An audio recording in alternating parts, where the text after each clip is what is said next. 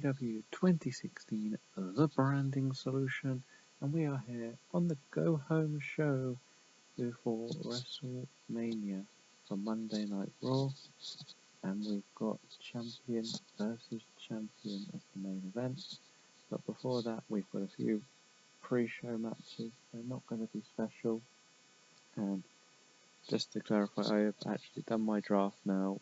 I won't be announcing any official ones until WrestleMania, where we will start to see a few of them come through, and then after that we will see the official leftovers that have also been taken part on Raw or Shockwave and SmackDown, depending on how I play the women's match.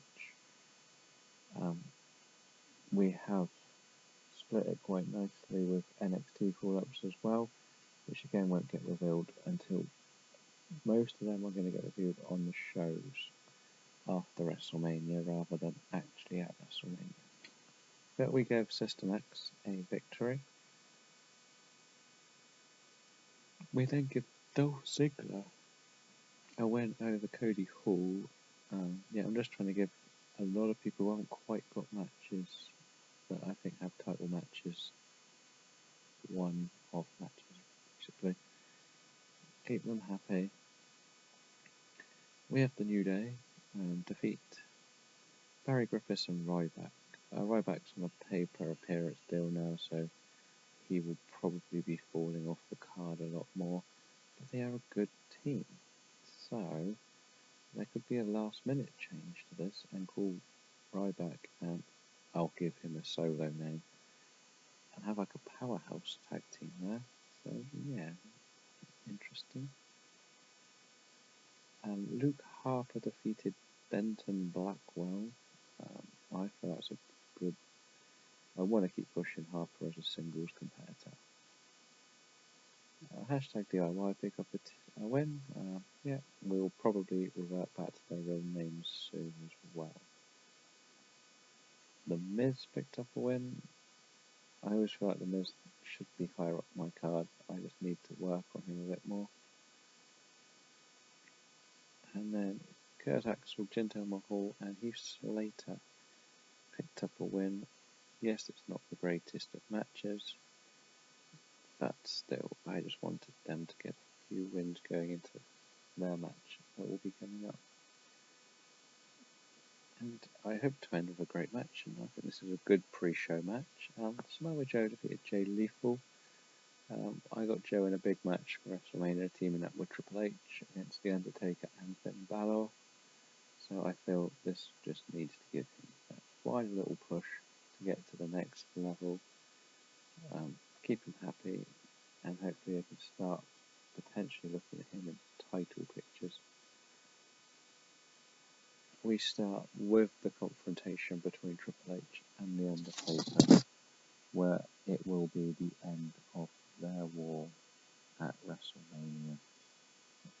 They will make sure one of them won't be seen again for a long time. I feel like there's a bit of baton passing in this match. I feel both the men dealing with could be big names for a long time to come in my game, and I don't want to keep wasting matches on these two guys. Decline is going to kill it off. Just to start some tag team business here, we have Solid all around. We gave Tommy End the victory over Enzo, who takes the ball quite a lot on my games. Didn't work with William Regal, which is a bit weird. Regal cuts a promo about his new team. So Tommy End, Dante, Rampage, and Jack Gallagher, and how England or Europe are coming to take over. And to prove this a bit more, Jack Gallagher picked up a victory over Brian Kendrick. So we're trying to give William Regal a new little faction. He only really had one for a little while, but just didn't really click for either of them. Miller Form weren't quite ready for the main card, I don't think. And Curtis Axel ran as far as he could go.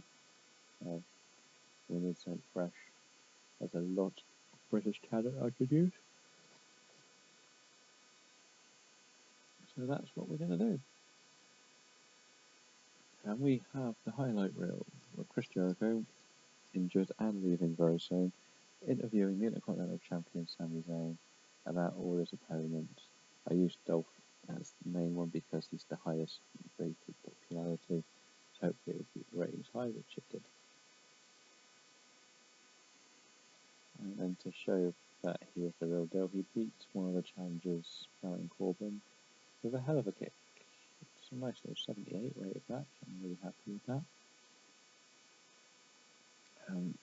Next up we have Big E, Kevin Owens and Daniel Bryan all coming to the ring to state their claim to say that they'll be the one, if anyone can beat Bray Wyatt, that they will be the ones to take that title off him. I feel this is a nice little segment. It's not going to move things too far. It just keeps them all relevant. And then we move into a match between Big E and Daniel Bryan. Wow, that is a match and a half, isn't it? I gave Daniel Bryan the win. 86. This could well be one of the best match-wise shows I've ever had. I'm hoping to catch onto the back of that. I was giving Dalton Castle a little push for his video as airing. Did a better job than normal, so I'm happy with that. In what has to be their last meeting in a long time, American Alpha beat TM61. Yeah, I just want to keep a little bit going, and yeah, American Alpha get away. A bit like what we saw earlier, but we did it with Reigns, Ambrose and Rollins. Probably going to be the main event of WrestleMania, this match between the three of them. 92, just they're all talking about their Shield days, hyping up the fact they've all gone different paths, they've all been champions. Seth is the current champion, but they're all going to want to be multiple champions in years to come. We have, which was pretty much a shoehorned in match just to continue the storylines. Neville and Roderick Strong defeat Del Rio and Carlito. I made Del Rio take the pin though from Neville, which is a bit controversial. I've been really pushing Roderick.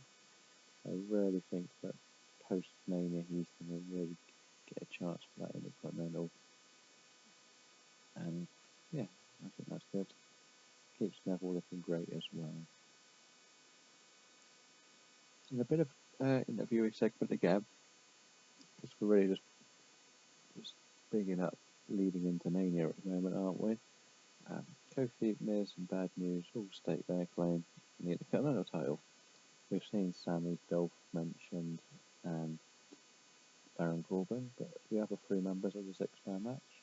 Then Kurt Angle comes out and goes, "We've had replacements already. Why don't you show me whether you deserve to be in this match?" And challenges them to one of them to a match, and Bad News accepts. And Bad News Barrett defeats Kurt Angle in a 76. Another really good match. Kurt Angle is kind of in the tone decline problem. I've made a dojo and he's actually the main trainer on it. He's only an occasional wrestler anyway, so not being in the main match isn't too important.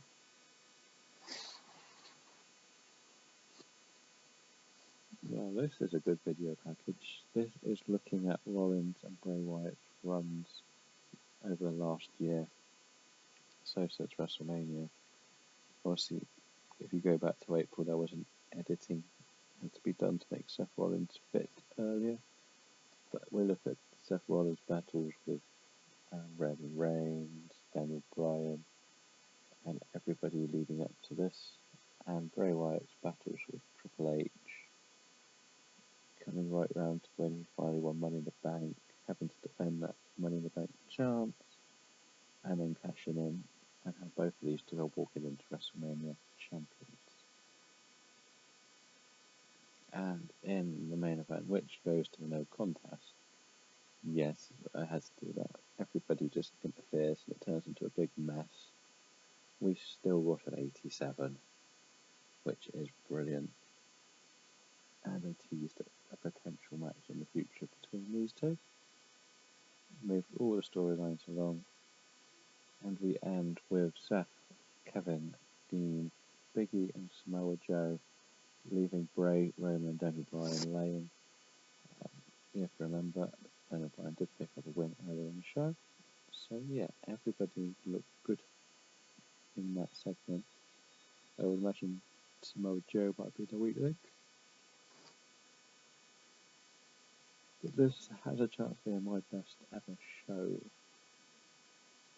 We got an 86, which I think is great. We had some of the best matches we've had consistently throughout. If you come from the Jericho interview, only a video package and a filler tag team match for less than 70. So that is great. So we're going to finish this bit and we'll head back to the main screen. And we are back to the main screen, so let's read the news. We let Roderick Moss leave. He wasn't quite going to get it. I don't have too many issues with that. Oh, bloody hell. News. There's contracts galore on there. Then we'll start some contracts. We have to keep my Luke Harper man. He's coming to the next level. I will keep Victor for one more year. I think this is a fair sort of contract to keep. His age does hold him up, but he is a good tag team to have around. And I've got to keep Emma because she's one of my main stars on the women's division.